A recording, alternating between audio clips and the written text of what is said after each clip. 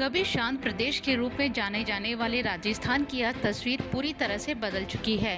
आज यहाँ सड़कों पर अलग अलग मुद्दों पर विरोध प्रदर्शन किए जा रहे हैं। कभी प्रदेश में बढ़ते अपराधों को लेकर तो कभी बेरोजगारी को लेकर लोग सड़कों पर उतर रहे हैं।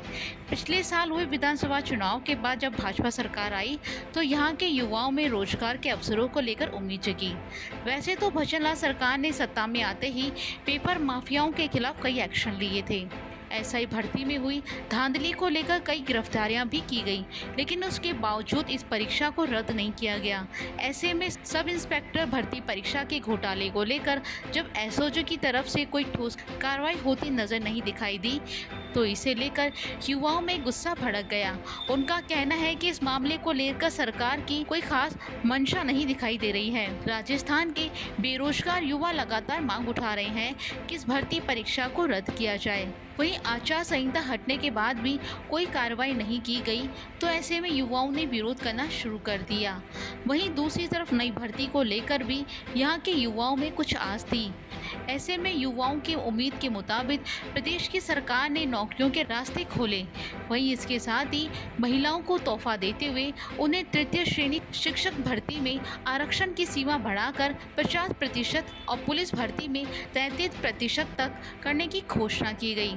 आरक्षण की घोषणा के बाद राजस्थान की महिलाओं और छात्राओं ने काफी खुशी जाहिर की, लेकिन इस फैसले का पुरुष वर्ग में रोष व्याप्त हो गया और प्रदेश में जगह जगह इस आरक्षण को लेकर विरोध किया गया।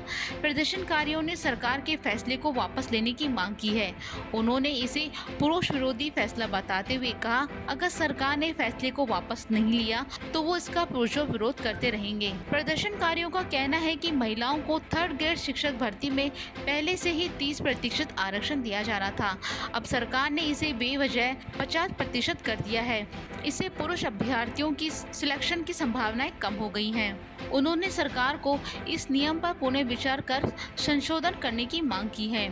प्रदर्शनकारियों का ये भी कहना है कि अगर फिर भी सरकार इस बिल को लागू करना चाहती है तो पहले अपने मंत्रिमंडल में लागू करना होगा, जहां सिर्फ 2 महिलाओं को मंत्रिमंडल में जगह दी गई है। इसके बाद प्रशासनिक पदों पर इस बिल को लागू करना चाहिए।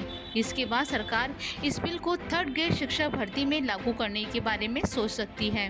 राजस्थान में रोजगार को लेकर हालात लगातार बिगड़ते जा रहे हैं। यहाँ जो परीक्षाएं हो रही हैं वो या तो पेपर माफियाओं के हाथों बलि चढ़ रही हैं या फिर आरक्षण लागू होने पर उनका विरोध किया जा रहा है।